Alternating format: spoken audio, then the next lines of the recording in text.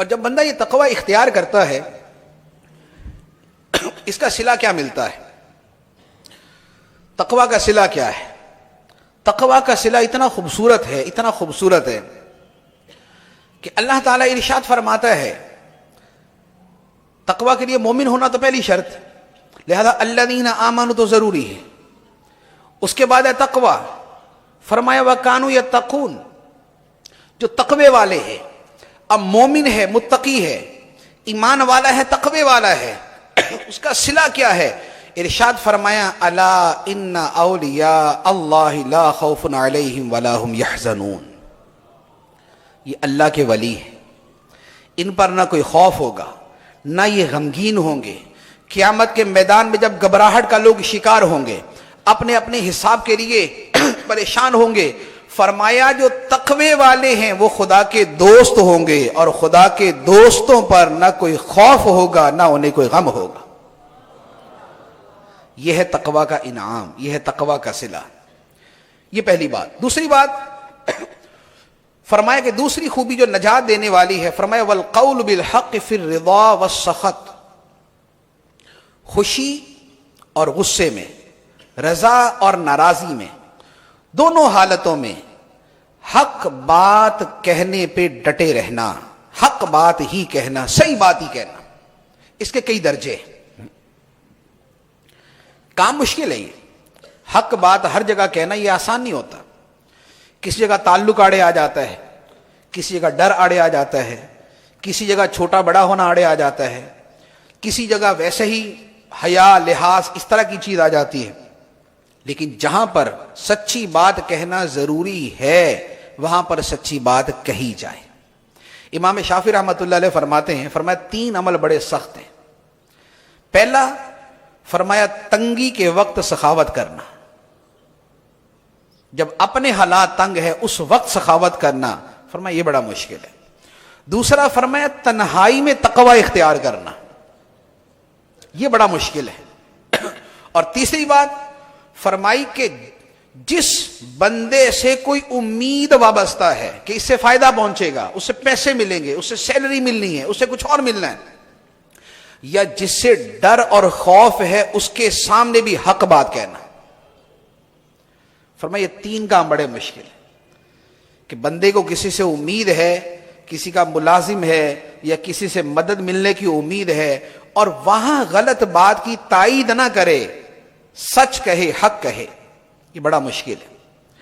لیکن اولیاء کرام، بزرگان دین، انبیاء علیہم الصلاۃ والسلام، انہوں نے اس کی وہ مثالیں قائم کی کہ تاریخ جو ہے ان مثالوں سے ایسی ہے جیسے رات کو آسمان ستاروں سے روشن ہوتا ہے۔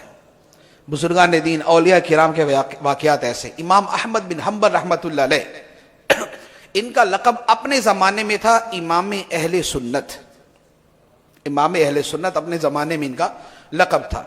ان کے زمانے میں ایک فتنہ اٹھا، معتزلہ ایک فرقہ تھا، اس نے فتنہ اٹھایا کہ قرآن جو ہے یہ بھی اللہ کی مخلوق ہے، جیسے اللہ نے اور چیزیں بنائی ہیں ایسے قرآن بھی بنایا ہے، جبکہ مسلمانوں کا عقیدہ جو ہے وہ یہ ہے کہ قرآن یہ مخلوق نہیں ہے، اللہ کا کلام ہے، اور اللہ کا کلام اللہ کی صفت ہے، اور اللہ کی صفات ازلی ابدی ہے، وہ ہمیشہ سے۔ معتزلہ فرقہ جو ہے یہ حکومت پر بھی آ گیا، حکومت میں انفلوئنس تھا ان کا، انہوں نے علماء کو مجبور کیا کہ کہو قرآن مخلوق ہے۔ بہت سے علماء نے ڈر کے مارے کہہ دیا، شرعی رخصت تھی تو انہوں نے کہہ دیا، لیکن امام احمد بن حنبل رحمۃ اللہ علیہ نے فرمایا میں نہیں کہوں گا۔ بادشاہ کے دربار میں بلایا گیا اور طرح طرح کے دلائل یہ وہ سب دیے گئے، آپ نے فرمایا میں نہیں کہوں گا، قرآن اللہ کا کلام ہے، مخلوق نہیں، کلام اللہ غیر مخلوق۔ بادشاہ نے کہا ان کو درے مارو، کوڑے مارو۔ اب ان کو کوڑے مارنا شروع کیے گئے۔ کوڑے کس طرح مارے جاتے ہیں کہ جوان، کڑیل جوان آدمی کو بلایا جاتا اور اسے کہا جاتا 10 کوڑے مارو۔ 10 کوڑے مار کے کہا جاتا نیا بندہ آئے، کیونکہ پہلے والا 10 مار کے تھوڑا سا زور اس کا ہلکا ہو چکا ہے، نیا بندہ آئے، نیا بندہ آ کے 10 کوڑے مارتا، پھر نیا آ کے 10 کوڑے مارتا، کبھی 70، کبھی 100، کبھی کچھ۔ یہ کوڑے مارنا کئی مہینے جاری رہا، لیکن آخری دن تک امام احمد کہتے رہے میں نہیں کہوں گا کہ قرآن اللہ کی مخلوق ہے، میں یہی کہوں گا قرآن اللہ کا کلام ہے، غیر مخلوق ہے۔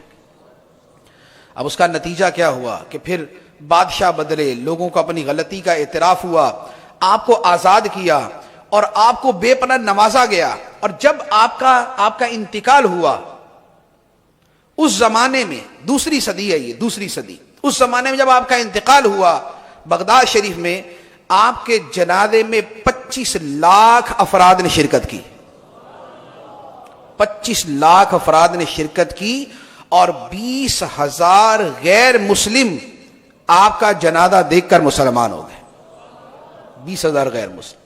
اور کہا یہ جاتا ہے، البدایہ والنہایہ میں ہے کہ تاریخ کے اندر اس سے بڑا جنازہ کبھی نہیں ہوا، تاریخ دنیا کے اندر اس سے بڑا جنازہ کبھی نہیں ہوا۔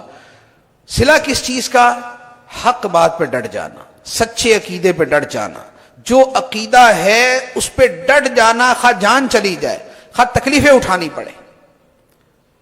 اور یہ عقیدے پہ ڈٹ جانا یہ ہمیشہ سے علماء کی، صلحاء کی، انبیاء علیہم السلام کی سنت رہی ہے۔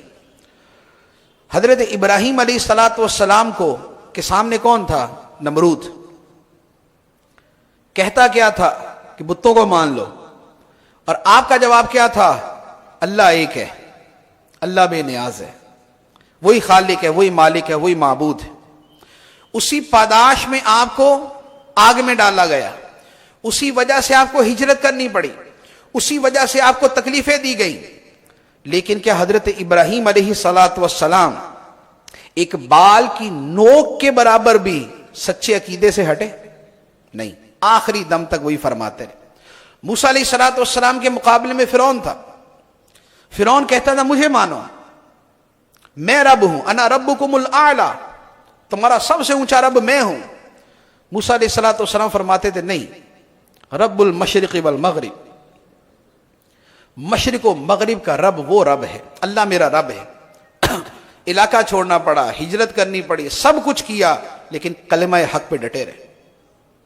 اسی طرح ائمہ دین، امام اعظم رضی اللہ تعالیٰ عنہ کو ان کے وقت کے بادشاہ نے جیل میں ڈال دیا، جیل میں ڈال کے برسوں جیل میں ڈالے رکھا، حتیٰ کہ آخر میں زہر کا پیالہ دے کر امام اعظم ابو حنیفہ رحمت اللہ علیہ کو شہید کر دیا، لیکن بادشاہ کی بات نہیں مانی، جو حق بات تھی اس پہ ڈٹے رہے۔ امام مالک رحمت اللہ علیہ کو بادشاہ وقت نے سزائیں دی، ان کے بازو کو اتنا زور سے کھینچا گیا کہ کندھے اکھڑ گئے، لیکن حق بات نہیں چھوڑی۔ تو ہر حال میں حق بات کہنا یہ نجات دینے والا بھی ہے اور بڑا عظیم وصف بھی ہے، اور جس میں یہ خوبی ہو۔ اچھا، پھر اس کے ساتھ کچھ اور چیزیں بھی ہیں۔ ایک تو ہے عقیدے کے اوپر حق بات کہنا، ایک اس سے ہٹ کر اور بہت سی چیزیں ہوتی ہیں۔ وہ یہ ہوتا ہے، اس کے دو معنی اور بھی ہیں۔ ایک اس کا معنی یہ بھی ہے کہ آدمی غصے میں ہے یا وہ ایک آرام دہ حالت میں ہے، دونوں صورتوں میں اس کی زبان سے بات صحیح نکلے۔ یہ نہیں ہے کہ غصے کے اندر آدمی بالکل بولا ہو جائے، زبان سے ابے تبے جو مرضی نکلنا شروع ہو جائے۔ جیسے ہوتا ہے نا کہ جب بندہ غصے میں آتا ہے اس کی زبان سے کیا کیا نکلتا ہے، گالی بھی نکلتی ہے، دل آزاری کے جملے بھی نکلتے ہیں، جھوٹ بھی نکلتا ہے، سب کچھ نکل جاتا ہے۔ فرمایا نہیں، حالت رضامندی ہے یا غصے کی حالت ہے، ہر صورت میں زبان سے حق بات ہی نکلے، یہ بھی بڑا ضروری ہے۔ ہمارے ساتھ تو زیادہ یہ پیش آتا ہے کہ ہم اگر آرام سے بیٹھے ہیں تو ہو سکتا ہے کہ ہم پھول برسا رہے ہوں، اور اگر غصے میں آ جائیں تو پھر ہم ہی ہوں گے جو شعلے برسا رہے ہوں گے، ہم ہی ہوں گے جن کی زبان سے گلاب کی پتیاں نکل رہی ہوں گی، اور ہم ہی ہوں گے کہ جن کی زبان سے کانٹے برآمد ہو رہے ہوں گے۔ تو یہ جو دو حالتوں کی تبدیلی ہے کہ بندہ غصے کے اندر گناہ کی بات پہ اتر آئے، یہ ہے جس کے بارے میں فرمایا گیا کہ نجات دینے والی چیز یہ ہے کہ آدمی رضامندی میں اور غصے کی دونوں حالتوں کے اندر آدمی سچ بات اور صحیح بات ہی کہے۔ جو غصے میں آ کے گالیوں پہ اتر آئے، حدیث مبارک میں فرمائے وہ تو منافق ہے۔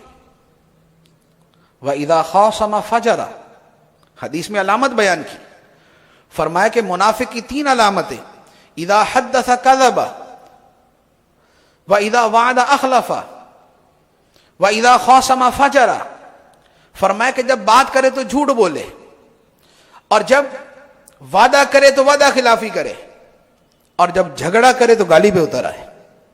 فرمایا یہ منافق کی علامت ہے۔ ایک میں 4 ہیں کہ اس کے پاس امانت رکھی جائے تو امانت میں خیانت کرے، وَإِذَا اؤْتُمِنَ خَانَ، امانت رکھی جائے تو امانت میں خیانت کرے۔ تو بہر صورت حق بات کہنا، صحیح بات کا ساتھ دینا، یہ نجات دینے والی۔ اچھا، اسی کا تعلق پھر اوور آل پوری زندگی کے ساتھ ہے۔ انسان کبھی کسی پارٹی سے متعلق ہے، کبھی خاندان کا مسئلہ ہوتا ہے، کبھی کسی صوبے کے ساتھ وہ متعلق ہے، کبھی کسی زبان کے ساتھ متعلق ہے۔ جہاں لسانی تعصب ہوگا وہاں بندہ زبان کی فیور کرتا ہے اگرچہ حق دوسری طرف، جہاں پر صوبائی تعصب ہوگا وہ صوبے کی فیور کرے گا اگرچہ حق بات دوسرا کر رہا ہو، جہاں پر خاندانی معاملہ ہوگا آدمی اپنے خاندان والوں کا ساتھ دے گا اگر یہ دوسرا بندہ صحیح ہو۔ یہ جتنی چیزیں ہیں یہ ساری کی ساری یہ بھی اس حدیث مبارک کے خلاف ہیں۔ ہر حال میں صحیح بات کا ساتھ دینا ہے، صحیح بات کرنی۔ اب جو ہر حال میں سچا ہو اور حق بات کہنے والا ہو اس کا صلہ کیا ہے؟ اللہ تعالیٰ ارشاد فرماتا ہے، فرمایا فَسَوْفَ يَأْتِ اللَّهُ بِقَوْمٍ يُحِبُّهُمْ وَيُحِبُّونَهُ أَذِلَّةٍ عَلَى الْكَافِرِينَ أَذِلَّةٍ عَلَى الْمُؤْمِنِينَ أَعِزَّةٍ عَلَى الْكَافِرِينَ يُجَاهِدُونَ فِي سَبِيلِ اللَّهِ وَلَا يَخَافُونَ لَوْمَةَ لَائِمٍ۔ جو چوتھا وصف بیان ہوا کہ ملامت کرنے والے کی ملامت کی پرواہ نہیں کرتے کہ یار اگر صحیح بول دیا تو لوگ کیا کہیں گے، اگر صحیح بات کر دی میرے خاندان والے کیا کہیں گے، اگر صحیح بات کر دی میرے پارٹی والے کیا کہیں گے، اگر صحیح بات کر دی میرا لیڈر کیا کہے گا، اگر صحیح بات کر دی تو میرے جو اپنے قریب والے ہیں وہ کیا کہیں گے۔ تو ان کی ملامت کی پرواہ نہیں کرتا اور پھر حق بات کہہ دیتا ہے، تو فرمایا کہ یہ وہ ہے کہ خدا ان سے پیار کرتا ہے، یہ خدا سے پیار کرتے ہیں۔ خدا ان کا محبوب ہے، یہ خدا کے محبوب ہیں۔ فَسَوْفَ يَأْتِ اللَّهُ بِقَوْمٍ يُحِبُّهُمْ وَيُحِبُّونَهُ، اللہ ان سے محبت کرتا ہے، یہ خدا سے محبت کرتے ہیں۔ تو یہ دوسری بات۔ تیسری بات ارشاد